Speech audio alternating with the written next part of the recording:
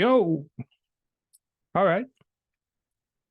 As I mentioned before, I want to do a book review of this book called No More Mr. Nice Guy. Well, for anyone that doesn't know me, my name's Asher Chua. I am the host of It's My Time podcast, a podcast that highlights everyday people. And I thought, as this was gifted to me before, it had an impact on my life. Not sure why it's so blurry. There it goes. Okay. This is the book I'm going to be focusing on here.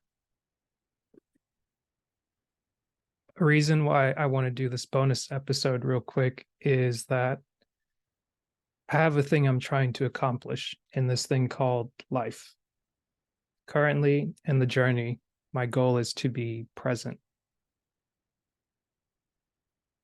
And on a spiritual level, reflecting and accepting God's invitation of partnership with rest. So to me, that means learning how to rest, not currently being in a work state of just go, go, go, go, do. And this book was given to me by a close friend, and the principles in it that I found important. Initially, I thought they were off-putting, and if some of what I share is off-putting, good. I want that to sit with you. I want you to learn to acknowledge things that you feel, see, and sense, and not run away from your emotions. I think too easily, it's easier to bury some things and not deal with them and address them up front. But as this introduction, whatever it stated, the purpose of this is I have something I want to accomplish. And in doing so, I want to share this book that was shared with me titled No More Mr. Nice Guy. All right. There again is the cover. You might see it differently. You can find it on Audible. The book is written by Dr. Robert A. Glover. And the subtitle of the book is titled A Proven Plan for Getting What You Want in Love, Sex, and Life. Let's start out with chapter 1 and go through this. Chapter 1, jump to page number 17. He's talking about the nice guy syndrome. Ooh, all right. I am a nice guy, one of the nicest guys you're ever going to meet. Jason, a chiropractor in his mid-30s, began his first session of individual therapy with this introduction. Jason described his life as perfect, except for one major problem, his sex life. It had been several months since he and his wife, Heather, had been sexual, and it didn't look like anything was going to change soon. Jason spoke openly about his marriage, his family, and his sexuality. An affable man, he seemed to welcome the opportunity to talk about himself and his life. More than anything, Jason wanted to be liked. He saw himself as a very generous, giving person. He prided himself on not having many ups and downs, for never losing his temper. He revealed that he liked to make people happy and that he hated conflict. To avoid rocking the boat with his wife, he tended to hold back his feelings and tried to do everything right. After this introduction, Jason took a piece of paper out of his pocket and began to unfold it. While doing so, he stated that he had written a few things down so he wouldn't forget them.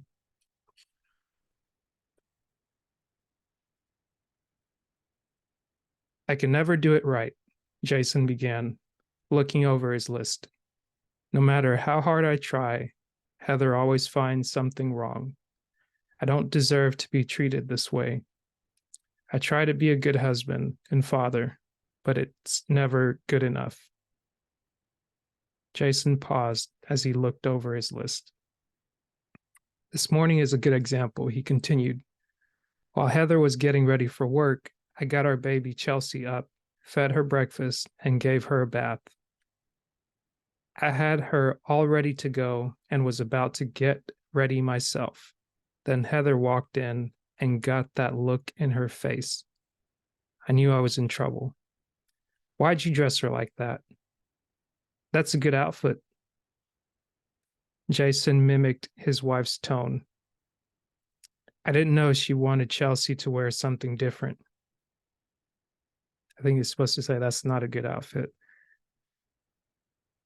After everything I did to get her ready this morning, it was still wrong.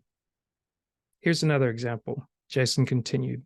The other day, I cleaned the kitchen and I did a really good job. I loaded the dishwasher, did the pots and pans, and swept the floor. I thought Heather would really appreciate all that I was doing to help out.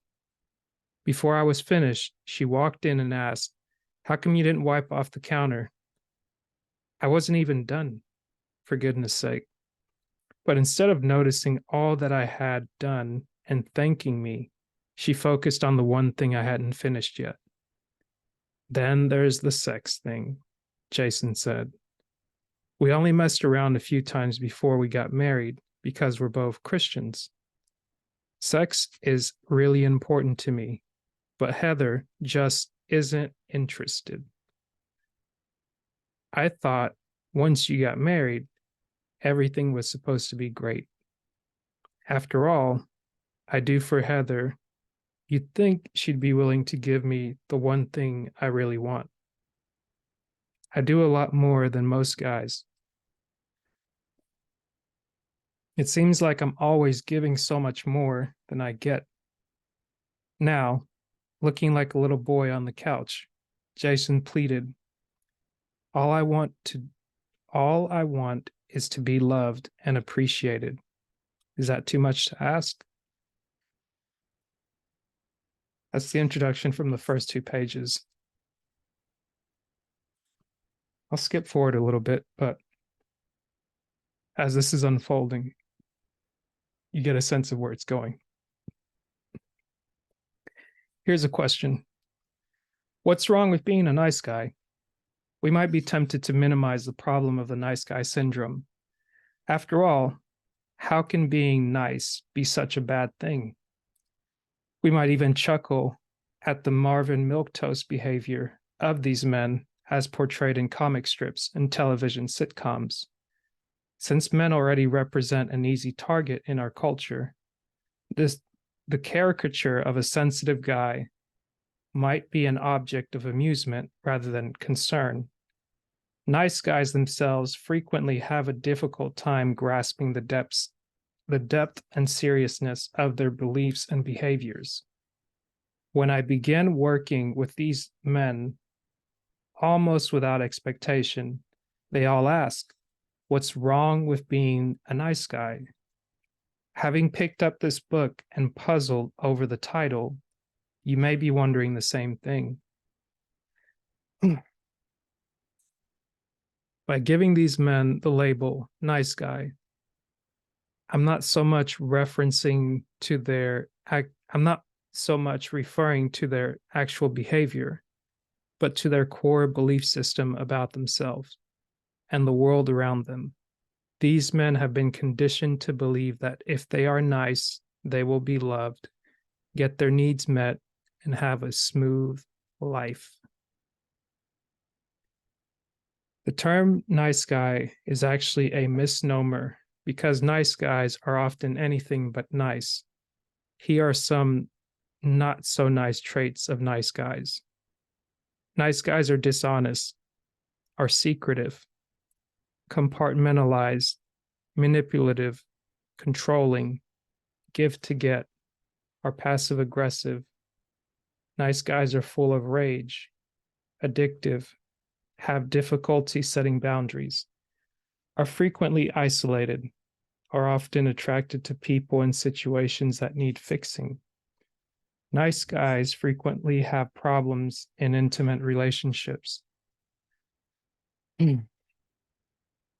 Nice guys often put tremendous emphasis on this part of their lives.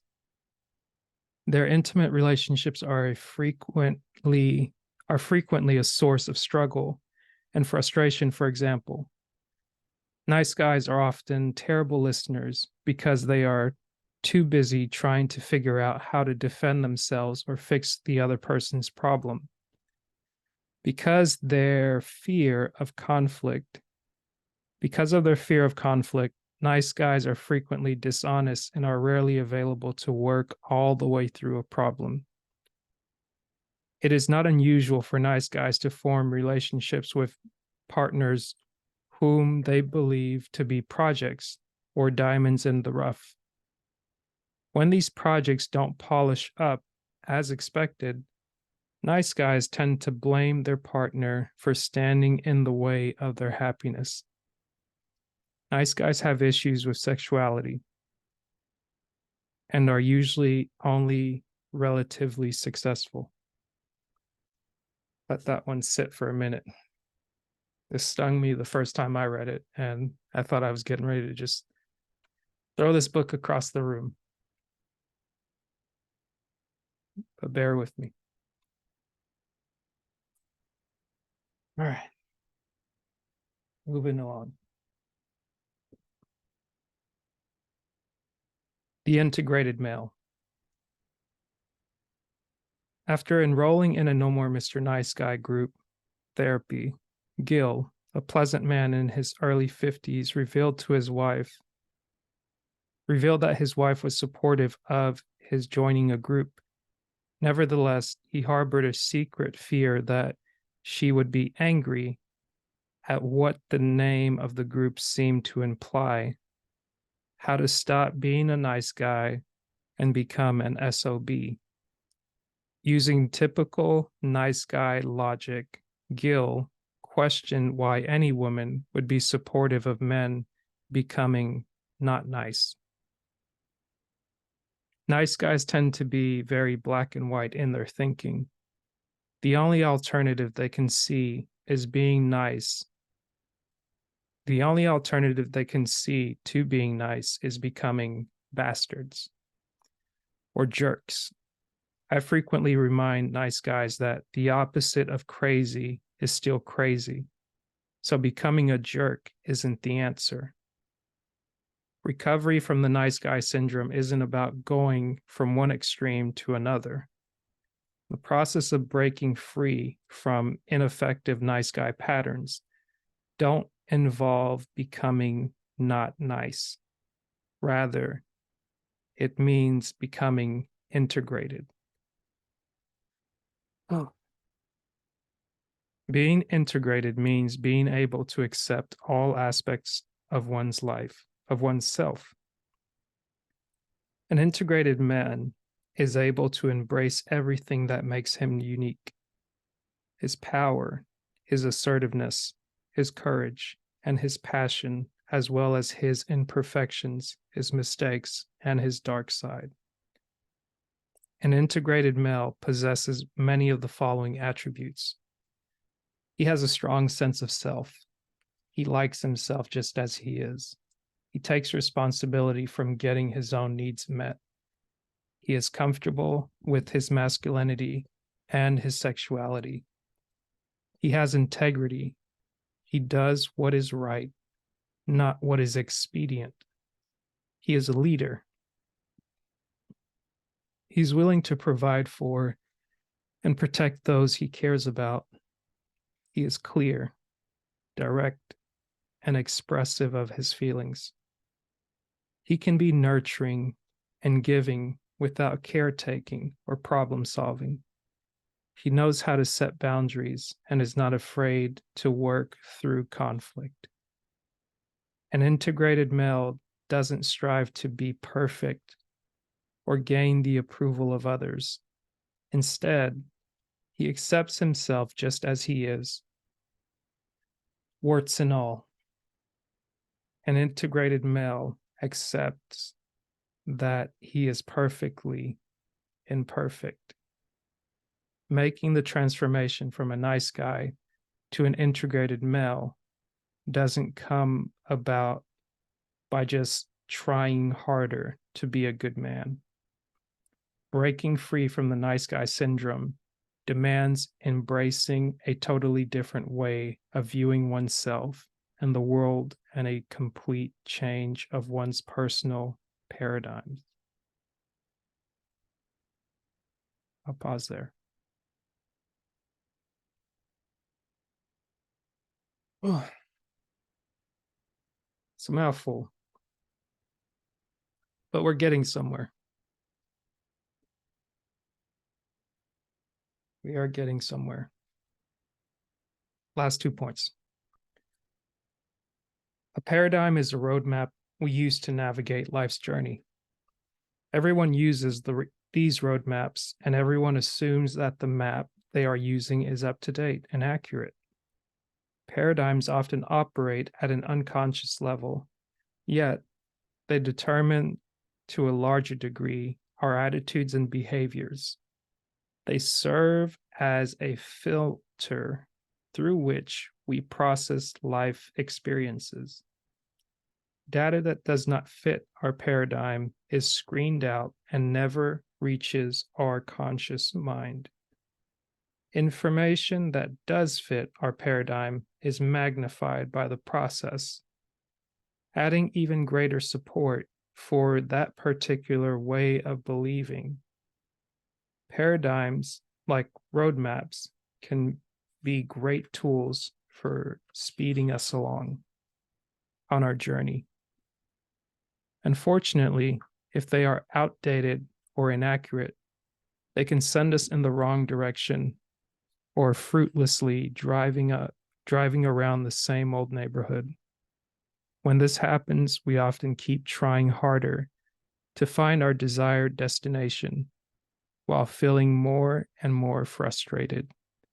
Even though an individual following an inaccurate or outdated paradigm may think his behavior makes perfect sense, those around him may wonder what he could possibly be thinking to make him act the way he does. Most paradigms are developed when we are young, naive, and relatively powerless. They are often based on the inaccurate interpretations of childhood experiences. Since they are often unconscious, they are rarely evaluated or updated.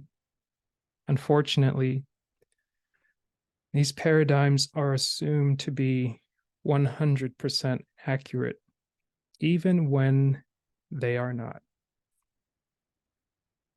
Last point. Sorry.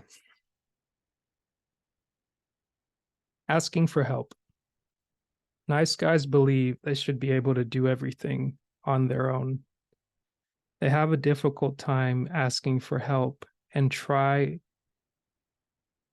to hide any signs of imperfection or weaknesses. Breaking free from the nice guy syndrome involves reversing this pattern. Recovery from the nice guy syndrome is dependent on revealing oneself and receiving support from safe people. It is essential, therefore, that men who want to break free from the nice guy syndrome find safe people to assist them in this process.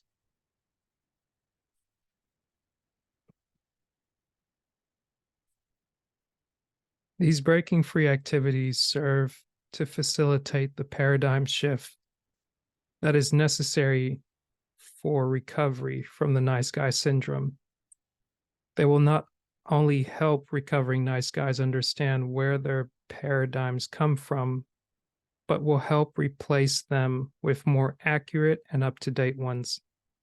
These assignments also point recovering nice guys in a direction that will help them start doing things differently.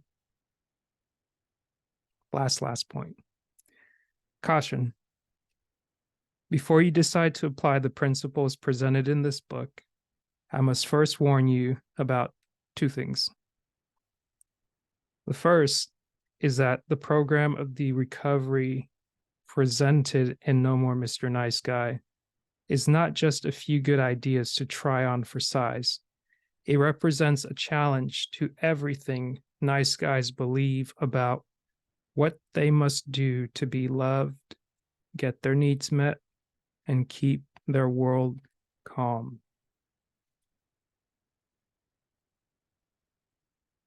All right, almost through. Breaking free from the nice guy syndrome involves a radical change in perspective and behavior.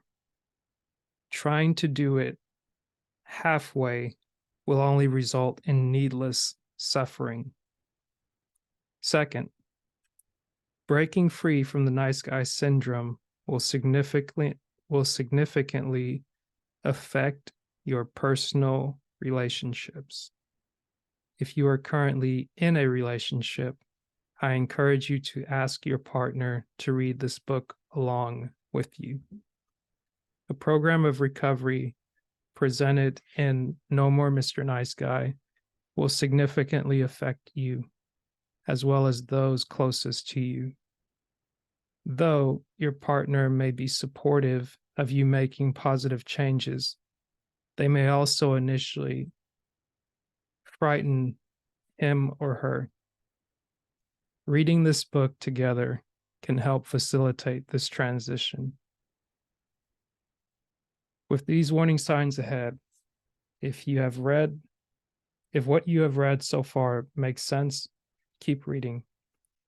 Following chapters contain information that can help you break free from the nice guy syndrome and start getting what you want in love and life. That is from the first chapter of No More Mr. Nice Guy by Dr. Robert A. Glover.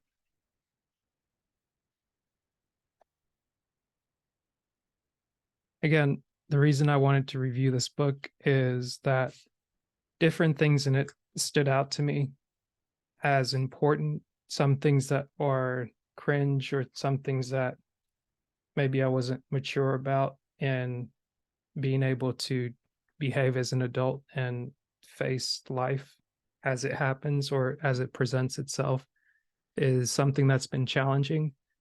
And instead of putting on a face and pretending to be something or trying to be a lot of things to people without actually understanding who I am to me, is something that I've been able to work through over the last year.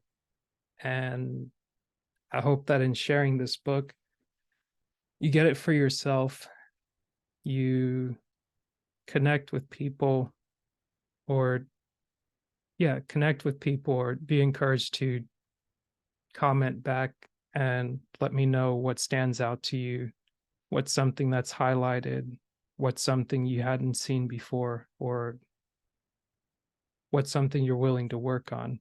Because, not to make this, as the last statement says, of caution, it helps to be able to do this process with someone else, whether it be a counselor, whether it be a men's group, or somewhere where you're not judged for how you think, how you see things, or things you're completely clueless about.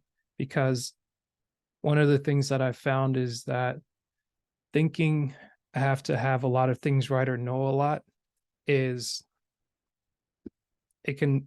it's hindered me in the past to actually learn a thing and to give myself grace to say, hey, you don't know this, wherever the expectations are coming from you for you to know something. You can maybe take that burden off, take a breath. I'm yawning a lot, I know, but it's a lot of information to process. But listening back, thinking back through some of the principles, may seem accusatory as to, like, okay, I'm a nice guy, I'm these things, like, am I really that? But also understanding that character flaws that present themselves by unmet needs, and also having an antidote to go from the nice guy syndrome to the integrated man, someone that's comprehensive, is able to be in touch with all parts of themselves, both your light side and your dark side. Because if you just hide the darkness away, it becomes a compulsive behavior, which doesn't address what the underlying feeling is and need is. But I hope you enjoyed this first read. I don't want to make it too long. I know this one's probably one of the longest ones to start, but I wanted to do my best to lay out the groundwork and give you some thoughts and ideas of where I'm thinking, where my mind is heading, and allow you to kind of pick up from there. And on the next episode, we'll get into the next chapter, or I may just do a quick synopsis and go from that point. Anyways, thank you for chiming in. Subscribe, share it with a friend. Leave me a comment. Let me know what you're thinking, if this is the direction you thought it was going to go, or if you're just curious to see where it goes. Stick around. Until next time, peace.